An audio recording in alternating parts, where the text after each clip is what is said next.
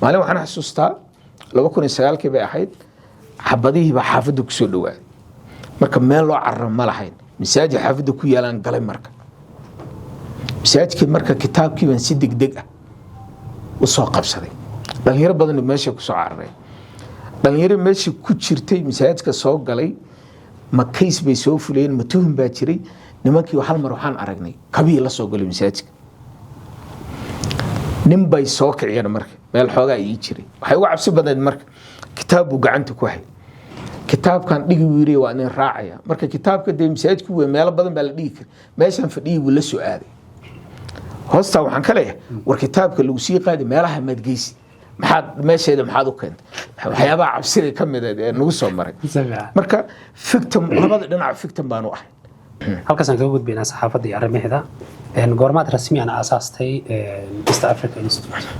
macadka waxaan aasaasnay 2022 sida diiwaangelinta shahaadada macad ku qoran laakiin afkaar ahaan iyo initiative-kan inaan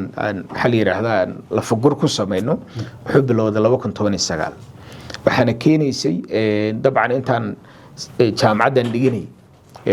waxaan la shaqayn jiray organization magaalada ka jira oo marka bilbilow iska ahaa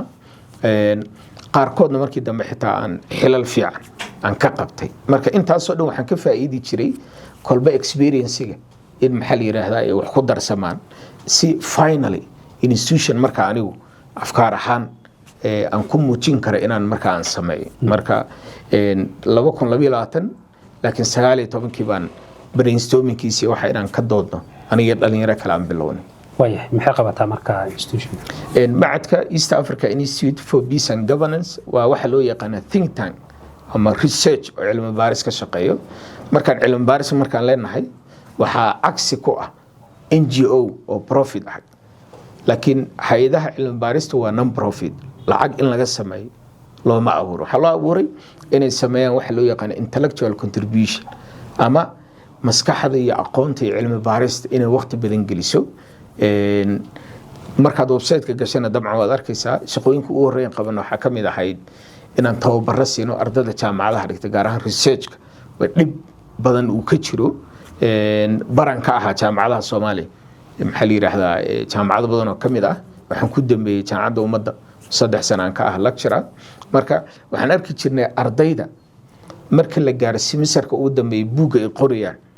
in qawaaniinta cilmi baarista wax badan oo ka mid ay ka maqanta marka inaan marka hore gaabka aan buuxino oo research see loo sameeyo noocyadiisa kala duwan maxaa mamnuuc oo su'aalooyinka marka qaar aan u soo qaato kaftanka waxaa ka mid ahay Soomaalidu geelay kala dhici jireen qof marka geel dhici jiray ama abiihu dhici jiray in la yiraahdo buugan qoraal baad meel ka soo qaadatay dambi uma arko way geel buu dhici jiray marka waxaan ku dhijinaa marka geeli ma aha xaraf cidaad ka soo qaatay hadaadan sheegin waa sariiqa adabiya wax la dhaho ama intellectual property way ku xadgudubtay marka ka uu kamid ah tababarada iyo waxa ugu badan qaban jirnay waxaan kaloo qaban jirnay dooda oo xilliyeysan saalo kale xilliga doorashooyinka amniga qaranka dooda nooca la xiriira oo bulshada qaybaheeda kala duwan ay aan ku casuuno waxaan kaloo qabanaa wax loo yaqaano shirar sanadla ah waxaan noo gabagaboobay bishii July Agosto 27 shirkii labaad ee macadka oo nagu magac darnay second annual peace conference isla bisha Agosto sanadka 2024 kii ugu horeeyaan qaban macadka marka wuxuu active ka yahay Soomaaliya iyo Kenya labaduba marka shaqooyinkeenu waa 3 qayb iyo inta badan hoostagayaan waayahay marka laga dhax shaqeynayo institution noocan oo kale oo ka dhax shaqeynayo wadan dhowr iyo 30 sano ku dhawaad burbursanaa dadkiina la burbureen soo macadka in yani waxyaabahaas oo kale bulshada loo gudbiyo oo tababaro loo fidiyo bulshada la dhex galo oo research laga dhex sameeyo dabcan shaqo kastoo la qabto challenge-geeda iyo culayskeeda way leedahay laakiin maadaama magaalada aan maxaa la yiraahdaa wadankii aan ku kornay waxaan ku qasbanahay inaad challenge-yada qaarad qaadatid nasiib wanaag waxa hadda soo xoogeysanay hay'adaha maxaa la yiraahdaa non profit ka ah oo research ka shaqeeya sida kaanagoo kale way soo bateen baahidiisana waa la arkay dabcan oo xilliga intii la rabay waxa la yiraahdaa shaqada ugu badan ama lacagta ugu badan lagu bixiyo adduunka waa research faa'iido la maxay tahay faa'iidada waxa kamid ah dawladdu inayna go'aamo qarda jeex ayna qaadanin research-ka la sameeyo findings-ka wixii ka soo baxay dawladdu marka options-ka inay kala doorato hadda sidii la rabo manihin laakiin waxaa bilowday ifafaalihi waxaad arkaysaa dad kala duwan oo dawladda ama cabinet-ka ku jiro ama xildhibaan ah ama hay'adahan kale dastuuriga ku jiro inay yimaadaan shirarka maxaa la yiraahdaa waaweyn oo research-ka looga hadlayo oo kaanagu macadkana uu qayb ka yahay marka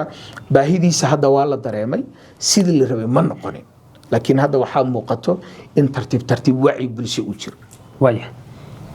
marka Soomaaliya joogto waxaad arkaysaa hay'ado badan oo isbarbaryaacayo iyo NGO inta badan laptop lagu wado wax saameyn mid ku yeeshaan arrimahaas oo kale yani sida bulshada aragti ahaan ay u arkaan dabcan waan ku hormariyay dadku waxay yaqaaneen NGO micnihiisu ay tahay qofku waa loo yeeri shaqo yar oo laga rabo ama interview waa lala yeelan baabuur raac waa la siin uu iska bixi waxay marka noomka ama halbeega ay dadku wax ku cabiraan waxa dhacday conceptiga yani sidoo Soomaalidu aad uga dhaqan galay waxaad ku dareemaysaa waxa jirta xilli dad intay soo urureen si voluntary ah dhan xaafadan qashinka yaala waa inaan ka qaadno dadka xaafada qaar kamid intay soo baxeen qashinka lama qaadin maxaa dhac lacag baad ku soo qaadateen lacagta waa inaan qayb ka helno that's the concept Soomaalidu inta badan dawladnimada markay burburtay ku noolaayeen in la yiraahdo marka war kan hay'ad NGO ma ah cilmi baaris wuxuu sameeyay xaafadan biyaha nadiifta ay cabto iyo xaafadaha kale maxay ku kala duwan waxa la sameyn karaa ciwaan la xiriiro dadka deegaanka sidee bay u leeyihiin wax la community policing waxa dhibaato arkaan saldhigii dawladda u gudbin karaan marka way adagtay in laga dhaadhiyo aad buu adagtay laakiin hadda waxaan moodaa tartiib inay isku bedelayso waxa barbar socdo dadka caadiga kaliya ma ah wariyaasha la mid ah marka qaar wariyaal baan tababar siinaa wariyo markuu ku imanayo wuxuu ku xisaabtamaya inuu yahay wax 2-3 days in la qabto hadhowna pocket money la siiyo marka inaad information NGO ma ah waa macad cilmi baaris sameeyo cilmi baarista qaabkii maxalliga wariyaasha wixii la xiriiro yaa la idinku tababari idinkuna waxa la rabaa xarumihiina aad ka shaqeysaan inaad ku tadbiiqisaan marka aad buu adagtay laakiin hadda isbedel baa jira waaya tababarada aad bixisaan inta badan maxaad ku saleysaan yani bulshada dhexdeeda markay tahay qaybeeda kala gedisan leeyahay dabcan waxaan ku jaangoynaa baahida markaa jirto tusaale kale markaan ardada jaamacadaha arna tababar inaan siino waxa ugu muhiimsan u baahan yihiin waxa weeyaan waxa la xiriiro research-ka ama academic writing-ka kaas ayaga waxa ugu muhiimsan duruufta marka ay ku sugan wariyaasha markaan tababar siino waa in tababar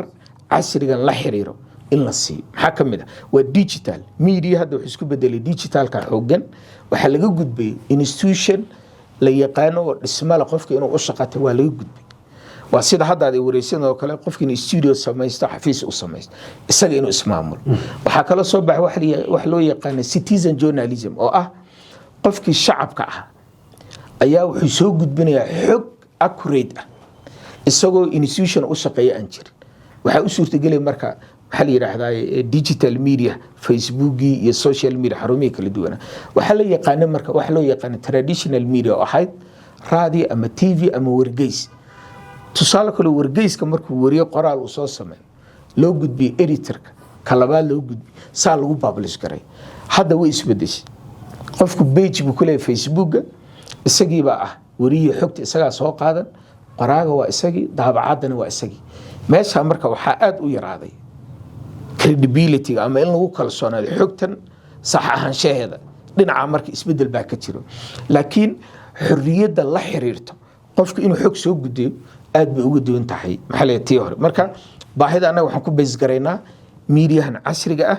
iyo waxyaabaha la iska ilaalin karo iyo waxa loo yaqaan fake news oo adduunka aad uga bad Soomaalida gaar ma aha adduunka dhan buu ka jira laakiin waxa jirto waxyaabo lagu ogaan karo oo marka halbeega iyo indicatorska lagu fiiriyo marka tababarada noocaas la xiriiraan inta badan okay markaan media ka hadlayno oo yani tababarada aad bixiseen iyo baaritaan badan aad sameyseen hadda waxa sii yaraanayo warbaahinta dhaqanka ah sida sheegtay midda casriga soo bixayso wariyaashu siday u arkaan marka ayagu yani in arrimahaas ay ku sii dhaxdabaashaan oo bulshada la isku diro warbaahinada beenta aan la gudbiyo waxaan silay wariyaashu aad bay uga faa'iido inta badan waxay ka imaanaysaa xarumihii la yaqaan media ama TV-da ama raadihi inta badan waxaa lahaan jira dadan saxaafadda waxba ka aqoonin laakiin businessman ah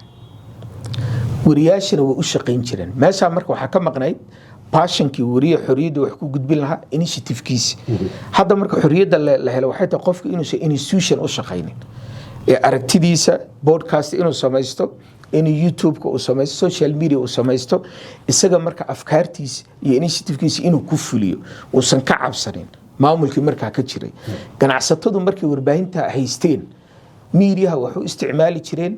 lacag in laga sameeyo laakiin mayna u isticmaali jirin afkaarta iyo qawaaniinta saxaafadda in lagu ilaaliyo wariyuhu marka iska camiil buu ahaa aragti ma soo gudbin jireen marka hadda waxay haystaan xorriyad waxay ku xoroobeen dadkii maxaa la yidhaahdaa xarumaha warbaahinta waana aqoonin saxaafad laakiin businessman oo institutionka iska leh xorriyadda waa la helay labo fursad waxaa loo helay miidiyahan casriga caalamka ka jiro inuu qofku la jaan qaado oo broadcastiga laga samaynayo wadan casri ah inuu ka samayn karo maxaa la yidhaahdaa isagoo soomaaliya joogo marka faa'iidadaas leedahay way xagash kale markaan ka istaagno xorriyaddan soo lasma dhigi karo dhibaatana way keentay dabca waa mid hadda aan sheegayno oo la xiriirtay citizen journalism-ka wax la dhaho citizen journalism-ka qof maanta editor u ah qof xogta uu qorayo ma jirin isagaa wuxuu yahay afkaarta isagaa la iman u daabacan isagaa tafaftiran meeshaa marka waxaa ka baxay trustworthy waxa la yidhaah in lagu kalsoonaan karo xogtan sax ahaanshaheeda laakiin waxaa jira mabaadii guud oo dadka ka shaqaynaya digital media inuu fuliyo ay tahay number 1 waxaa self censorship wax la yidhaah qofku isagu inuu iskontaroolo oo xogtan sax ma ah haddaan dadka u gudbiyo intaasoo qof baa qaadan karta waana mid keeni karta in burbur iyo caqabad ay ka timaado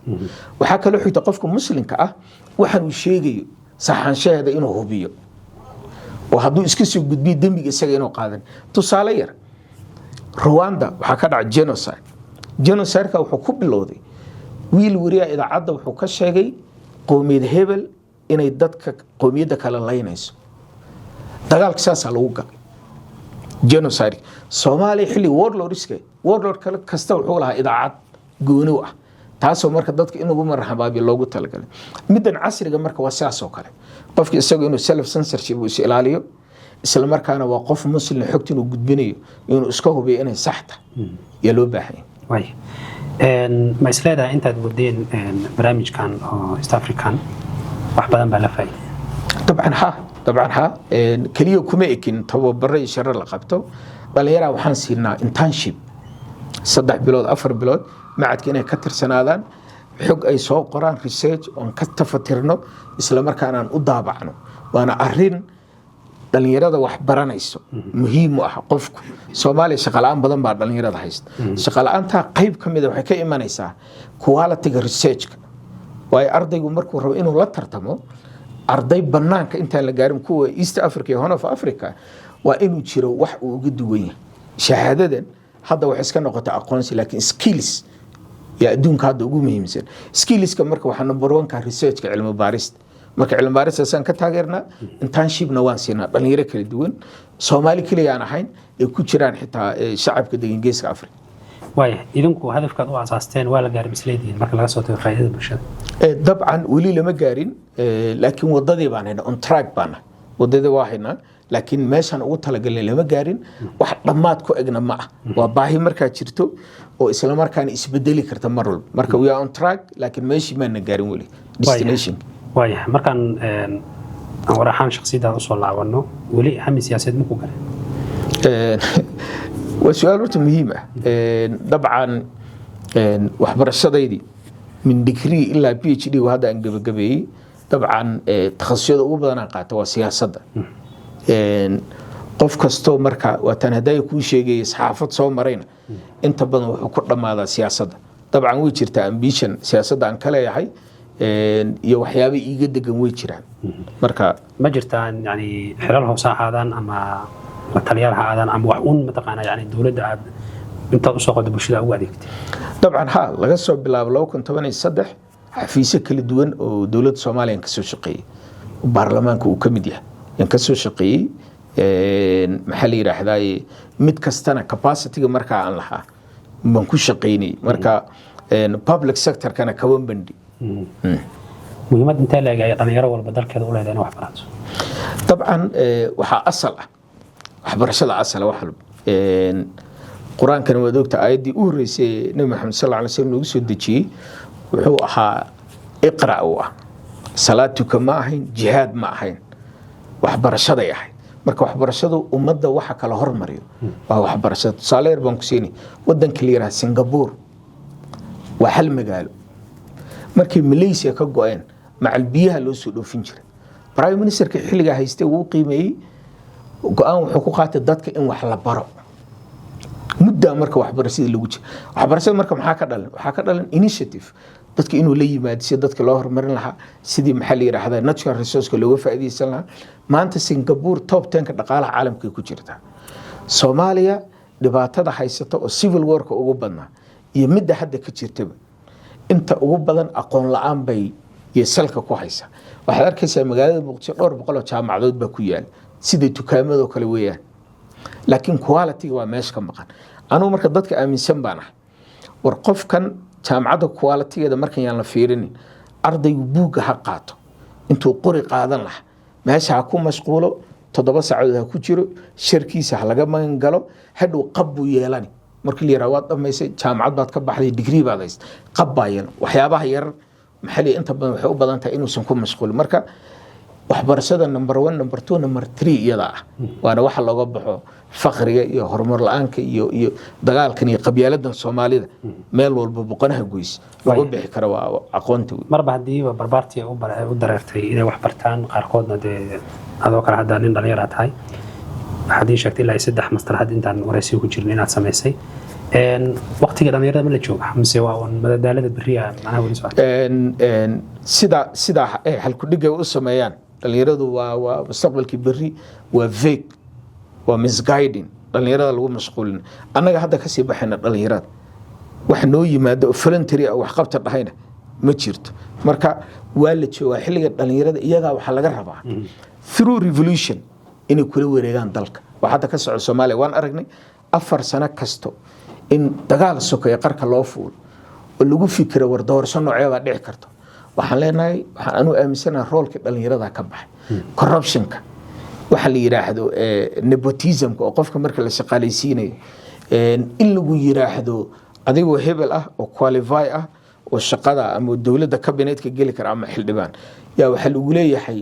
may beel hebel baa tahayo hebel baa wax u hay waa nin idin aqoonin marka dhaxalka marka islaamka la baranayo waxa jira waxa la yiraahdo mahjuubul irth waa laba qof oo walaalo ah mid baa dhintay ka dhinta caruur bulaha maadaama caruur uu leeyahay dhaqaalihii iyo hantidii uu ka tagay walaalkii wax kuma laha mahjuubul irth baa la mabdii baa marka siyaasadii Soomaaliya la keenay waxa la hebel ba isku reertii agaasimo guud buu haystaa marka ma heli kartaan waa dhibaatooyinka Soomaalida haystay ka mid tahay marka hadiiba siyaasadda qabiil lagu qaybsado waxay ahayd waxa ka soo haro oo maxalliga technicalka ugu yaraan tartan la geliyo cidda aqoonta u leena marka loo dhiibo marka anu hadda waxaan aaminsanahay dadka waaweyn ee Soomaaliya ama siyaasadda ku jira ama business ku jira waa dadka Soomaaliya ay ka dhaqaaqi la'ahay dhalinyaradiina meeshii la rabay intay midoobaan revolution adduunka dhalinyaro ama revolution ka kacay ku yimaada nin 34 jira mayor hadda wuxuu ka noqday magaalada New York 4 sano ka hor booliska xiray 4 sano ka hor xabsiga ku jira waxa lagu xiray tagaasidii iyo xuquuqdoodii buu u doodayay maantana madaxweynihii Mareykanka ugu inta taariikhda la xasuusto ugu cunsulisanaa ayaa campaign kasta sameeyay dhaqaale ku bixinka inaan la door waa la doortay muxuu ka soo baxay revolution waa nin muslim ah shacabka meesha degan muslimiin oo badan waa nin asalkiisu Asian ah oo Hindi iyo dhinaca soo galay marka dhalinyaradii Soomaaliyeed iyagii waa waxay victim u noqdeen qabyaaladii iyo dadkii waaweyn misleadingka ay wadeen iyo qayb ka noqdeen tusaalan ku siina xamar bajaajileyda waa dadka u badan la dhibaatay checkpoint la dilo la dhaawaco la dhaca maalin walba one day haday isku raacaan bajaajka min Zobe ila wadada Makka al-Mukarrama furayaashan ka baxinayna meeshan dhigayna dawladda uma dul qaadan karto one day ba baahidooda maxalliga looga jawaabi lahaa laakiin ma sameynayaan hebel waxa la war adiga ninka madaxda ee booliska hayst ma kan madaxweynaha ka ra'iisul wasaaraha iyo isku reeriyeen hebel xilligood saamuusiyeen marka waxay isleef u yihiin adoon u yihiin qabyaaladii qurunka inta noocan ay sidan yihiinna waxba isma bedelay marka yes xilliga dhalinyarada la joogaa yes iyaga taa inay u kacaan dantooda raadiyaan haddii dhalinyarada fursad loo siiyo mas'alada dalka waxba ka bedeli karaan طبعا ha laakiin waa teesay ku imaanaysaa waa haday ku timaado si waxa la yiraahdo wada jir aw revolution ah oo ayna ku imaanin dhalinyarada laftirkeeda hadda problemka qaybka ah tusaale shalay iyo daraad iyo maalmihii kooraysa waxaa socday campaign duqa magaalada Minnesota lagu tartamay nin Soomaaliya ka mid ah ninka tartamay nin cadaan ah ku jiro markii saddexaad ku guuleysan doona iska daa mabaadiida guud ee albaxnimadii dalka ay joogaan ka jirtay qabiil iyagoo Soomaali ah iyo u kala taageeray marka qofka Soomaaliga ama dhalinyarada ama yuusan ahaanin wixii wadankiisa ku qormiyay iyo hadana caalamka u sii raray dhalinyarada noocaas marka waxay ma bedeli karaan loomana baahan dhalinyaro fayow wax baratay fahmi kara war aniga personally maxaa dani ah caruurtayda waxbarasho ma helayaan caruurtayda ma helayaan meel caafimaad yaa ka turjumay sloganka yaa wato haddii qaabka u kiimada waxaan leeyahay yes muddo kooban ku bedeli karaan laakiin sidan hadda dayta oo maxaa la yiraahdaa wadadan hadda lagu socday qabiilka ah lagu socdo kala qaybintii lagu socdo maxaa la yiraahdaa qabyaaladii waxay soo bedeli karaan waayahay dadku qaar waxay aaminsan yihiin waliba dadka aan dhalinyarada ahayn maamaxda ahayd intuu nin dhalinyaro geed ka talaabsado tala ka talaabsada taas ma dabraysaa dhalinyarada maya anu waxaan is leeyahay aragtida waa sax laakiin waxay ku ayd contextka baadiyaha ah contextka hadda jira uu ka duwan yahay weynaantu kaliya age ma ah number kaliya ma ah aqoonta yaa weynaan keenin soo tusaale maanta waxaad akhrisan kartaa 500 sano ka hor waxyaabo la sameeyay xogta hadduu akhristo nin 20 jir ah wuxuu ka ogaal og yahay nin 60 jir ah oo aan xogta akhrisanin marka nin dhalinyaro tala ka boodo maxay geed ka boodo tala ka booda waa contextka baadiyo ah magaaladu sidaa ma ah waxaan hadda socday civilizationka ilbaxnimadu sidaa ma ah wadamo badan bay dhalinyaro haystaan wadanka hadda nagu dhagan Ethiopia prime minister dhalinyaro weeyaan Ruto halkan ka tali waa dhalinyaro Francisca ninka madaxweynaha maxay Macron waa dhalinyaro Africa Senegal nima dhalinyaro hayst Mali the same Burkina Faso nin dhalinyaro hayst marka age-ka ma ah waa xigmada iyo wisdomkii aqoonta keenaysa marka waxaan leeyahay mahmaahda waa xilligii baadiyaha la joogay xilligii dhalinyarada awoodooda underestimation lagu sameeyay waayahay markaan usoo noqono shakhsiyadaada muxuu yahay waxa aad mustaqbalka hamayso dabcan waa su'aal aad u weyn number 1 waxaan rabaa haddii la idmo in shaqada waxbarista dhalinyarada iyo bulshada Soomaaliyeed ama cilmi baaris ha noqoto ama wacyigelin ha noqoto ama civic education ha noqoto inaan horta ku jiro weliga intaan noolahay oo aan ka tanaasulin isla markaana aan ku dhaxwadi karo damacayga ah inaan siyaasadda ku biiro waayahay fariintaada ugu dambeysay aad bulshada fari lahayd waxaan rabaa koob horta inaan kuu mahad celiyo barnaamijka initiative-kan la qaayada abuurtay dabcan warbaahinada kale ama broadcast-yada ama xarumaha kale waxaad ugu duwan tahay in siyaasad bay dadku xoogga saaraan inta badan siyaasadda markii xoogga la saarayana kooxna waa taageeri kooxna waad ka soo horjeesan barnaamijka marka barnaamijyada intay qabtaan wariyaasha siyaasaddaas yaa lagu lafaguraa waxaad kaga duwantahay marka arrin maxaa la arrimaha bulshada iyo la xiriirto social developmentiga marka inaad arrintaa aad sii xoojiso waa midda labaad in la helo dad badan oo sidaadoo kale takhasuskan gaarka oo gaabka uu ka jiro oo dadku ay ka jeesteen in maxaa la buuxiyo waad ku dhiirigelisid fariinteeda u dambeeyana waxay tahay dhalinyarada Soomaaliyeed maanta meel qarqaray saaran yihiin 4 sano kasto dad 60 jir 70 jir noloshooda cunay inay masiirkooda ku ciyaaraan inay horta ka soo horjeestaan midoobaan afkaar ay ku midoobaan ay sameyn karaan movement dhalinyaro ah Soomaaliya hadda wax ka jiro wada ogti konton maamul maxaa la yiraahdaa siyaasad isdiidan faragelin qaawan inay ka jirto haddaynan iyaga u kicinna mar walba inay noqon doonaan dad followers oo la isticmaalo iyagana la isku diro waad ku mahadsan tahay Anwar sida barnaamijkan nooga qayb qaatay isla markaana aad nooga aqbashay inaad barnaamijkan aad qayb ka noqoto isla markaana noo soo gudbiso way aragnimadaadii waan kaga mahad celinaynaa waxaan rajaynaynaa barnaamij kale inaan ku kulmi doono haddii Ilaahay idmo insha Allah guud ahaan inta ayaan ku soo afmeeraynaa bandhiga la qaayay oo toddobaadkan uu martii noogu ahaa أنور عبد الفتاح بشير أقوياء سوماليات أساسها إيست أفريكا إنستيتوت وأنت بدن برشة سوماليات عاد وحياة بدن وقد حقبتي أنا وأحمد لقاء إلى سعود سينايي أنت برنامج كلام إذا كل مدن وحدك كتير ناس دايو نبت كليو